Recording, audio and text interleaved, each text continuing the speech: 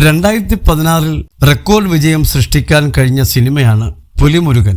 മോഹൻലാൽ ആരാധകർ ഇത്രമാത്രം ആഘോഷമാക്കിയ മറ്റൊരു സിനിമ അടുത്ത കാലത്തൊന്നും വന്നിട്ടില്ല. വൈശാഖ് സംവിധാനം ചെയ്ത സിനിമയിലെ മോഹൻലാലിൻ്റെ സംഘടന രംഗങ്ങൾ ഏറെ ശ്രദ്ധ നേടി.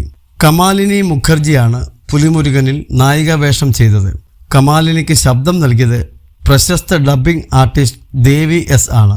കമാലിനി അവതരിപ്പിച്ച മൈന കഥാപാത്രത്തിന് പൂർണ്ണത ലഭിച്ചതിൽ വലിയൊരു പങ്ക് വഹിച്ചത് ദേവിയുടെ ശബ്ദമാണ്. കമാലിനി മുഖർജിക്ക് വേണ്ടി ഡബ് ചെയ്യുക ദേവിക്ക് എളുപ്പമായിരുന്നില്ല. ഇതേക്കുറിച്ച് ദേവി പറഞ്ഞ വാക്കുകളാണിപ്പോൾ ശ്രദ്ധ നേടുന്നത്. ഒരു സീൻ കണ്ടപ്പോൾ തന്നെ ഇതെങ്ങനെ ഡബ് ചെയ്യുമെന്ന ഐഡിയ എനിക്ക് കിട്ടുന്നില്ല.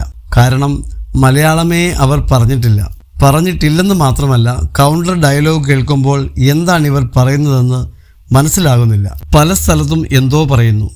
ഇത് സിങ്ക് ചെയ്യാൻ എത്ര ശ്രമിച്ചിട്ടും നടന്നില്ല. സിനിമയിൽ പറയുന്നത് പോലെ പൂഴിക്കടകൻ വരെ എടുത്തിട്ടും നടക്കുന്നില്ല. ടെക്നീഷ്യൻ അവിടെ എവിടെയുമെല്ലാം കട്ട് ചെയ്തു.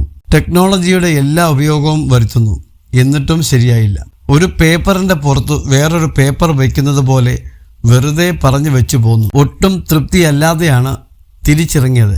എനിക്ക് തന്നെ അറിയാം ഞാൻ ചെയ്തത് ശരിയായില്ലെന്ന്. ഇതിനപ്പുറം എനിക്കൊന്നും ചെയ്യാനില്ലെന്നും എനിക്കറിയാം.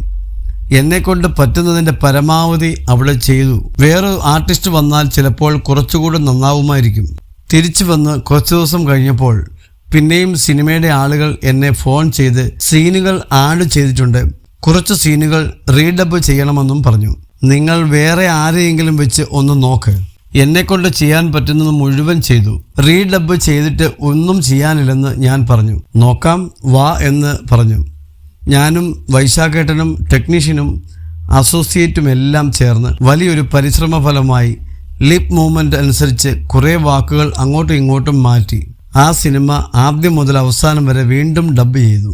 എന്നിട്ടും ഞാൻ തൃപ്തിയല്ലെന്നും ദേവി തുറന്നു പറഞ്ഞു. മാസ്റ്റർ ബീൻ യൂട്യൂബ് ചാനലിൽ സംസാരിക്കവെയാണ് ദേവി ഇക്കാര്യങ്ങൾ പങ്കുവച്ചത്. കൊൽക്കത്തക്കാരിയാണ് കമാലിനി മുഖർജി.